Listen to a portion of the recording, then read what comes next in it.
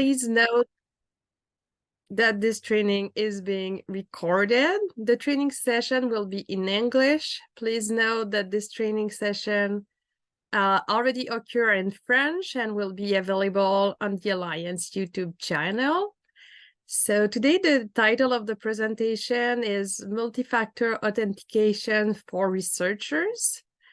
First, I would like to get to know you. So I will share a link in the chat. Please click on the link, or you can scan the QR code, and please describe in only one word what you study, what you work on, what is your role, your discipline, your research topic. And at the end of the session, I will share the result on the screen. So thanks for your participation in the survey. Today, I am happy to welcome Maxime Boissonneault. Maxime holds a PhD in physics on the measurement of superconducting qubits. He did his PhD with Alexandre Blais at University of Sherbrooke. He is a user of the first cluster at the University of Sherbrooke a few years ago. So he's working with Calcul Québec since 2012. And he is now a research support team lead at Calcul Québec and also collaborating with the Digital Research Alliance of Canada. I am Mireille Dastou. I am a training specialist at the Alliance, or the Digital Research Alliance of Canada.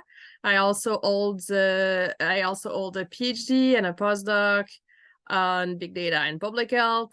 And I'm happy to represent all the pillars at the Alliance related to training. So advanced research computing, cybersecurity, research data management, and research software. So Maxime, now the floor is yours. Thank you, Mireille. So as Mireille pointed out, I'm leading research support for the Federation. Part of that was working with the multi-factor authentication working group to develop the solution and make sure that it will work for researchers. So to bring a researcher eye to that. So hopefully we have achieved that, and I can show you in this session that multi-factor authentication is not as intimidating as it seems to be. So here's the agenda for today. So I will first quickly go through what is multi-factor authentication, who uses it, why you should use it, what are your options that you can use in the context of the Alliance.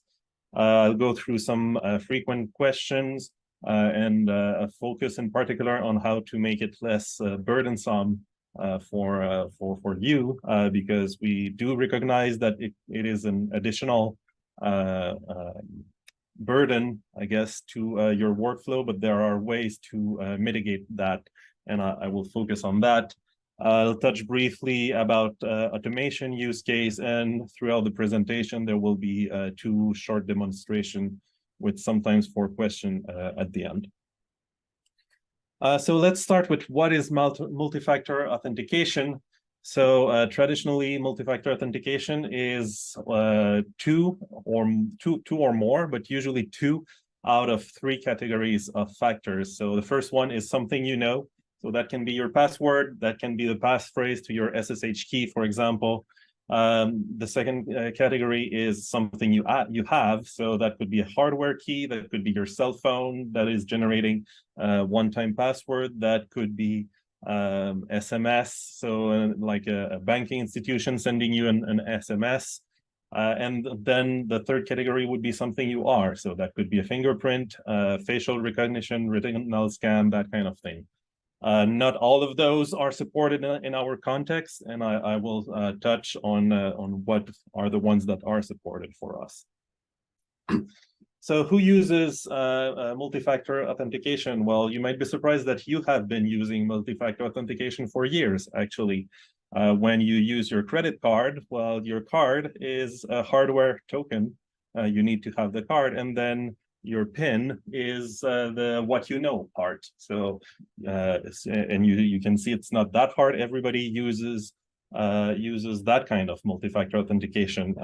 If you log on your bank's website, so you have your PIN or your password, and then they might be sending you a code by SMS, or you might be approving a connection on an application provided by your bank. Your cell phone, when you unlock it, typically you will be using your fingerprint or facial recognition in addition to having your phone. Most universities have or are in the process of deploying multi-factor authentication, and that's because it comes as a requirement for good practices, and sometimes the requirements from the funding agencies. Basically, all of the big cloud solutions like Google, GitLab, GitHub, Microsoft, they are all supporting multi-factor authentication, and in some cases making it a requirement. GitHub is one example. So they are currently in the process of making multi-factor authentication a requirement to access the accounts.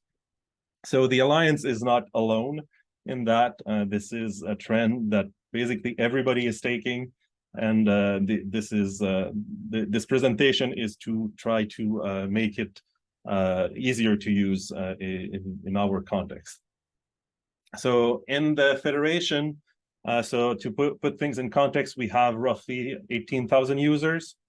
We have started really making multi-factor authentication available to users. It's in September. And so far, we have roughly 1,600 users who have enrolled and are using multi-factor authentication daily.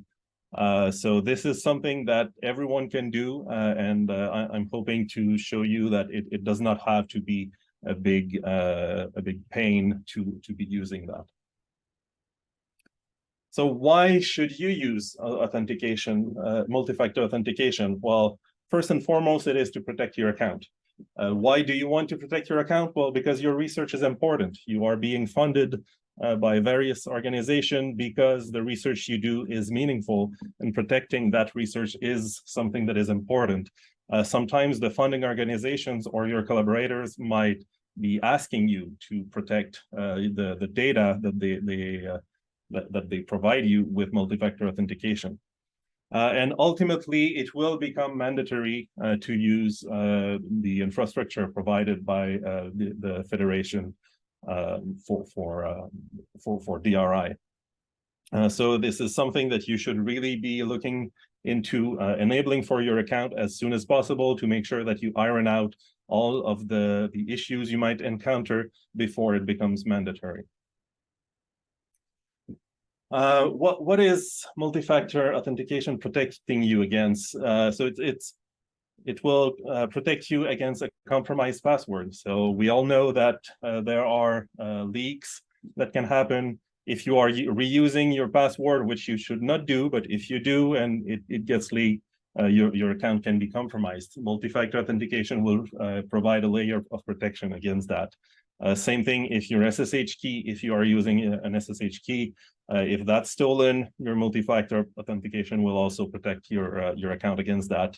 Also, if your computer is compromised, and assuming that your second factor is not on your computer, well, that would also provide you a layer of protection against that. So it's really a good mean to protect your account and make sure that nobody else accesses it.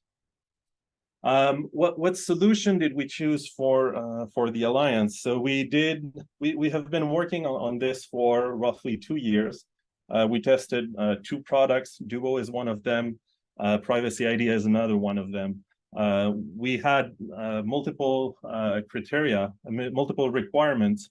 Of course, using SSH, this is the primary mean of interface between our users and our clusters. That is not something that is supported by all of the solutions. Duo does support that. So that was a hard requirement for us. We wanted to have a single solution, so the same Duo authentication works on any of the clusters and all of our services, regardless of which one you are using. We wanted to have some ease of operation, so that's for us. So using Duo, so they are running the infrastructure, and that is something that is quite complex to run, and so having that offloaded is good for us, but also ease of use for you, the user. So Duo provides a method, provides two methods really to authenticate with the application. One of them is the traditional 6-number digit that you can type. That's not actually very convenient. Duo provides a method which is called Duo Push, which I will demonstrate during the presentation, and which is really more convenient because you don't have to type anything you don't have to copy a passcode. And it also supports options that do not require a phone. That was also important because we know not every user has a phone, and it supports a small kind of hardware key that only costs about 50 to 70 bucks. And so that was important to support something like that. So how do you enroll? So you enroll through the CCDB, the unfortunately still named Compute Canada database. That's what it stands for, even though it's for the Alliance. So in your account, there's a page to enroll into multi-factor authentication. I will actually do a demonstrations in just a few seconds. We have a detailed page on the wiki on our documentation website, which goes through the process.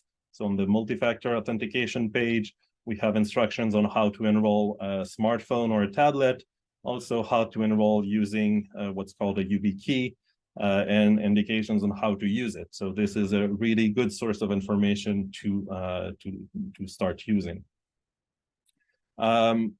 What options will you have once you enroll? So on your mobile device, assuming that you have enrolled using a smartphone or a tablet, you will either be able to generate a 6-digit number that you will type when you are prompted for your second factor, or the most convenient, in my opinion, option is you can tell the application to send you a notification on your phone, and you just click approve. Or decline if you did not initiate that, but then you don't have to copy any number in the application. The third option, if you do not have or do not want to use your smartphone, would be to purchase a YubiKey. So this is really a small, like a USB key.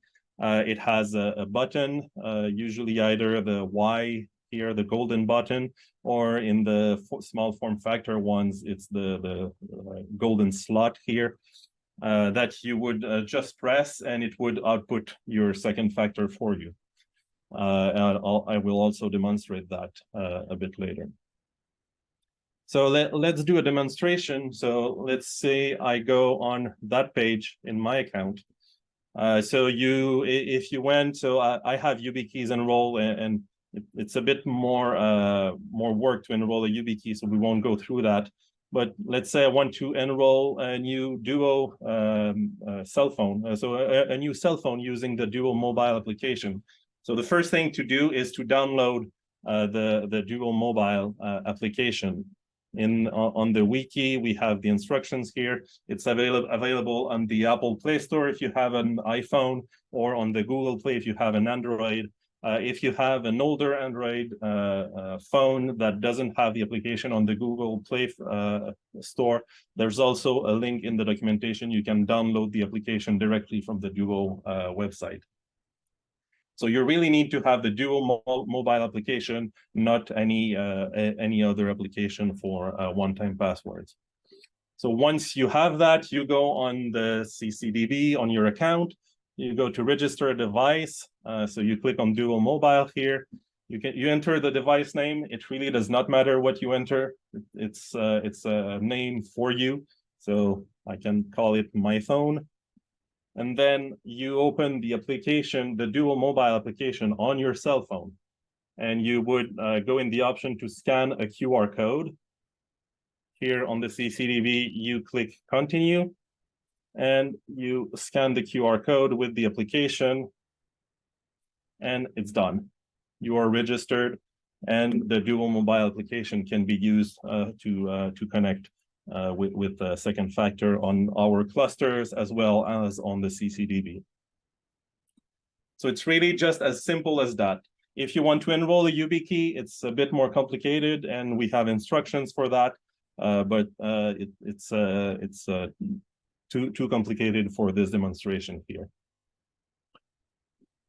So once you are enrolled, or I guess before you are enrolling, some questions that have been asked quite frequently, whether you can use another third-party application that is not dual mobile. No, you cannot. It will not work with Microsoft Authenticator, Google Authenticator, Authy, or any of those. It really needs to be dual mobile for the application. It will not work either with you might have a fingerprint reader or facial recognition on your computer or cell phone. That will not work. Even though those are methods that can be used with Duo, they only work with web-based application. And since our primary use case is SSH, we have not enabled those yet. May change in the future, no promise, but you cannot do that. You also cannot use a different hardware key than the YubiKeys. So if you already have a one-time a key that writes a digit, for example, you cannot enroll that. Those are linked to whichever application you purchased them for initially. We've also received the question whether an SSH key is a double factor. It's not, because it's easily copyable. So the only protection in your YubiKey really is the passphrase that you put on it. So it's really just something you know. Same thing if you had 2 password or 2 SSH keys or any combination of those, it's all tied to something you know, and so it's not considered as a double factor. We have received also requests, so a handful of users, not many, that have been on some locations that are banned by the United States Office of Foreign Exchange and Commerce, I think. So those includes Cuba, North Korea, Iran, Sudan, Syria, and a few regions of Ukraine. This is because Duo is prohibited to offer service in those locations, and you would get this error message. If you encounter that, this is based on your IP address when you're there, as the Cybersecurity Canadian Center recommends, if you are traveling, in all cases you should be using a VPN. Contact your IT or we can direct you to your IT for support about that.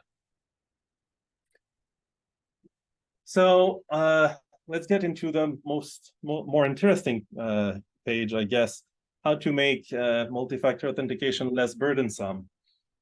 So it is not at all obvious in the prompt that you get on the clusters that you don't have to write the 6-digit one-time password that is generated by the application. It will show you a menu with all of the phones that you have enlisted. Usually it will only be one phone. And if you write the number of that phone, that will send a notification to your phone. And so that is the most convenient way to use it as an application on your smartphone. It is to use the push notification. Another way that is even better, in my opinion, is using an SSH key that is connected on your computer. One caveat is that it should be only a computer that is secure, so in your locked office or in your home, not in a shared environment. But then the key is connected to the computer. You just push the button and everything happens automatically. And I will demonstrate that shortly. Also, I would recommend using an SSH key pair.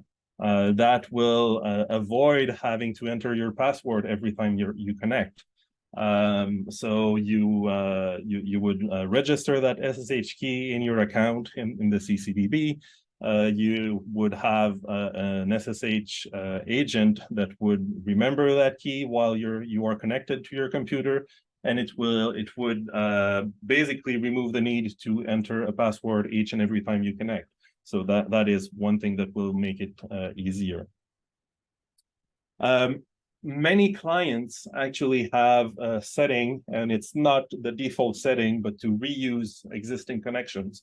So for example, with OpenSSH, which is what is default on Linux and Mac, and you can also use OpenSSH on Windows, you can configure the client to reuse the same connection.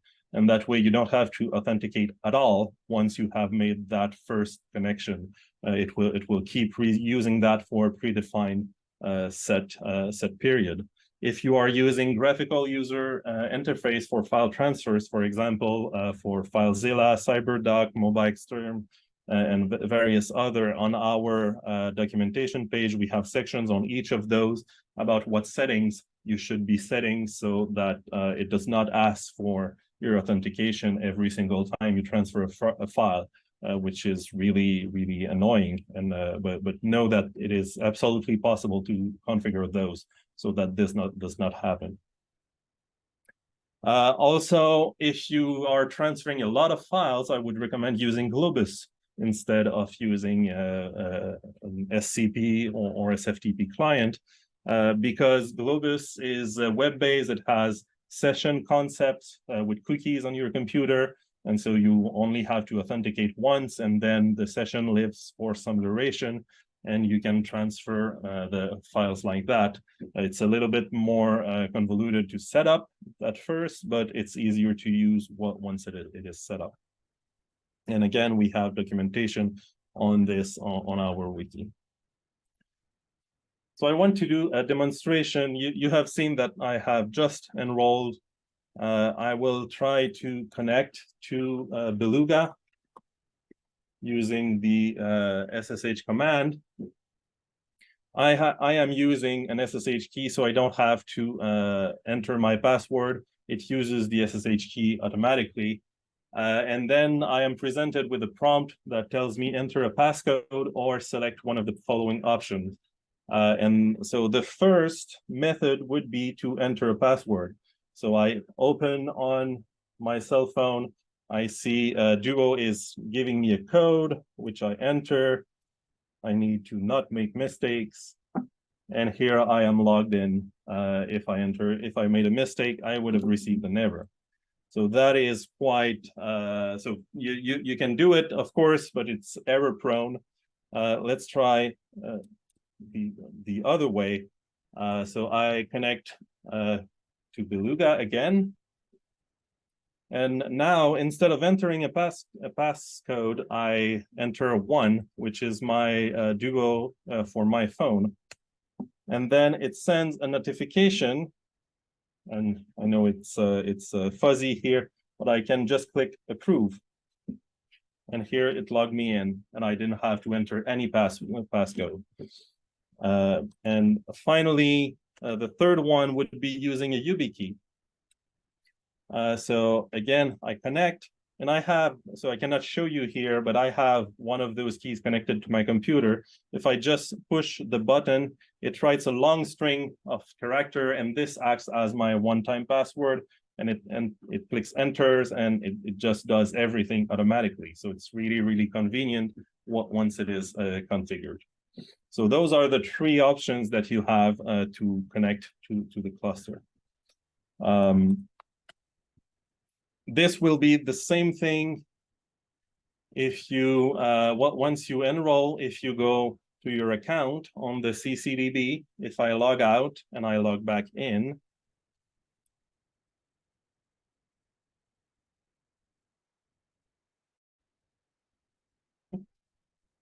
my password manager is not doing the right thing. Here it is. And so my account is set in French, but basically it gives me a menu that lists the options that I have. So I either receive a notification on my phone, enter code that is on my phone, use my YubiKey, or the last one, which I will come back to, is using what's called a bypass code. So here I will use the YubiKey here, the same kind of string that is written. So the bypass code, when you go in your account, let me set that to English. When you go in your account, in the page to manage your multi-factor authentication, there is an option at the bottom here to generate temporary bypass codes. So this is something that you should do, so that if you lose the phone or the YubiKey, for example, or if it stopped working, you can use those codes to connect back to your account and to change your method of authentication. You can also generate a multi-use one that is valid for 24 hours. This, we mostly use that in the process of resetting your MFA, because we do have a reset process, which I can go through if there are questions about that. One other question that we have received a lot, so we know that many users are doing automations. So that means really you have some workflow that runs on your computer or your lab computer, and that workflow connects to one of our clusters in an automated way. So you are not in front of the computer when it happens, and it might be transferring files, it might be checking on job, it might be submitting new jobs, so whatever it might be doing. In this case, right now, you should not enroll into multi-factor authentication. We are still in the process of deploying nodes that will allow you to do some such tasks. So we will have, and we actually, I thought I had the link here, but I can post the link in the chat. It's here. And I'm seeing the questions. I will answer them after. So we have, this is still a draft and still being worked on, but this is the solution that we imagine will allow automations use cases. So it would be dedicated nodes that use some additional restrictions to reinforce the security while not using multi-factor authentication for those specific use cases. So if it is your case, don't enroll into multi-factor authentication. Instead, write to us to support@tech.alliancecount.ca so that we can discuss with you, check what are the use cases, and contact you back once we have that solution in place. And we are now at Q&As. And I see there are already questions in the chat, so let me start with those. Is control persist 10 minutes the recommending setting? I have this to indefinite by default, but not sure if it has an additional risk. So yes, it does have an additional risk. If you are only using the control persist setting to for your non-automated needs, so just you are connecting multiple times in the morning, multiple sessions, then 10 minutes is probably fine. You can put it to a longer timer if you wish, but basically keep it as short as reasonable for your use case would be my recommendation. Should the YubiKey OTP that is entered on the login be hidden? So no, because if it's reused, it's no longer useful. So once it's been used, it's no longer used. So that's fine. It's the same thing, by the way, with the one-time passcode, the 6 digits that is displayed by Duo Mobile. It cannot be used twice. So once it's used, it's no longer valid. Let me read through the chat. I have Android 9, which is not compatible with the Duo mobile app available in the Play Store. So yes, there is a version of Duo that should be compatible with Android 9. So if it doesn't work for you, maybe contact us. We can see with you. So that is unfortunately out of our control. So Duo is developing that app. If it really doesn't work, then the YubiKey would be the way to go for that. How does MFA work with Globus? Do I need any specific setup to use it? So right now, actually, Globus is not covered by MFA. So our first targets were anything that goes through SSH and our portal, but it will come and be used for Globus as well. The way it will most likely work is that you will authenticate using our identity provider, and that will prompt you for your MFA, and then many various sites would so for example, user portals, Jupyter Lab would reuse that same identity provider in the single sign-on fashion. Why there's no option to email code? So that's purely for security reasons. We do not consider that emails are secure. So really, it would be to use a YubiKey in that case if you don't have a cell phone. So I have answer in the another one. If you have MFA hardware from USask and there's a number on it, unfortunately, you cannot add it. It really requires a different key. Those keys are only usable for the application which you registered it. So in this case, for USask, it cannot be reused for the federation. Does VS Code work with MFA? Yes, it does. You may have to use SSH keys. I'm not very familiar with VS Code, but I know that some users have made it work. If you have questions, write to us and we will work with you about making it work. For rsync, is the best option to use an existing SSH connection, or is there an alternative method? Yes, it would be to use the existing SSH connections with the control master. Usually, I think rsync would use a single connection, though. So if you start one rsync, it should reuse the same one, but that might depend on the configuration or the option that you pass to rsync. Does the MFA work for OpenStack? So right now, not yet, but this is on our roadmap to make the OpenStack dashboards use MFA as well. It will probably use the same mechanism than for Globus, so using a single sign-on option, but that's not yet there, but it will be coming. Questions keep flowing. How can I get a YubiKey? So you can order them from Amazon or the Yubico website. So there are links on our our documentation wiki. Do we need to authenticate each SSH connection, or can we set up an SSH tunnel or similar?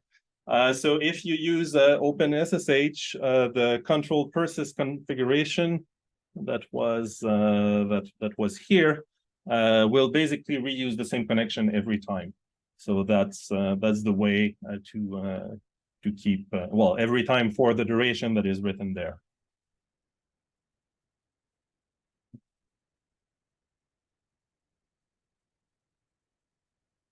You can also raise your hand and open your mic if you want.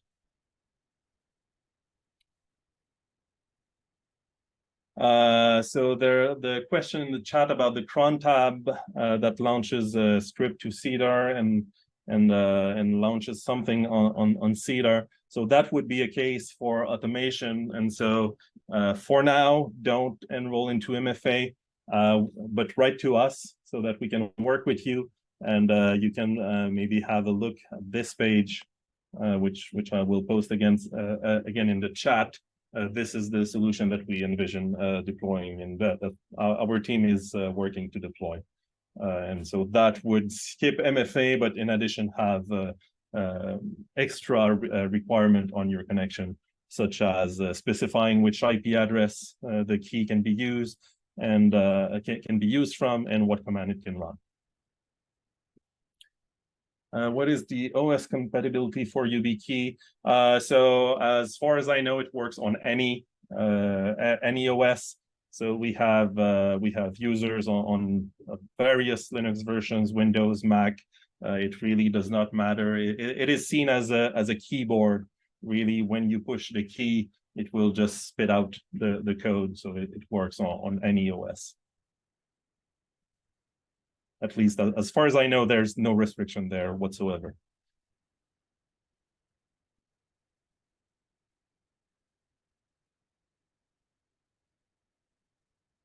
No, I'm seeing someone is saying thank you, Maxime, and I will say it myself too. Thank you very much for your presentation. We had a lot of questions. Thanks for the answers too. So if you need additional support, the email was provided in the presentation. If you go to the end of the presentation, Maxime, you will see that I added the result of the survey. Oh, is it there? Oh, I might need to refresh. Let me. Oh, okay, yes. Here. Oh, okay, it was there. And then I need to go back to the right slide here. I guess this is what you want. Yes, exactly. So thanks for your answers. I will share with my kind of training network, and so we can see software research, bioinformatics, a lot of disciplines like geophysical researcher, librarians, detection, cybersecurity, dynamics, neuroimaging, wow, dynamics, research manager, HPC. That's perfect. Thanks. You can see also, Maxime, if you want to flip to the other slide, the session we just had previously in French, those were the results. So thanks for your participation. I will now share in the chat the link if you want to register and subscribe to the Alliance newsletter. So in the Alliance newsletter, we share training events, call for participation. If there are like funding opportunities, we share also through this newsletter. Through your CCDB account, you can also accept to receive Alliance communication. So please accept if you want to hear more from us, training session, and relevant activities for you, for the research community. So thanks for your participation today. We have one more activity today related to Cybersecurity Awareness Month. So we have the policy town hall with Scott Baker starting at 3 Montreal time zone. So please check the newsletter if you want to join us to this activity as well. So I think it really helped, Maxime, what you share with us this training. Thank you very much again. The recording of this session will be added on the Alliance YouTube channel soon in the next weeks. So if you need to watch it over again or want to attend to the other activities related to cybersecurity, it will be available online. Oh, maybe I have one last question. Can you please raise your hand, the participant who already enrolled in MFA, just to have an idea?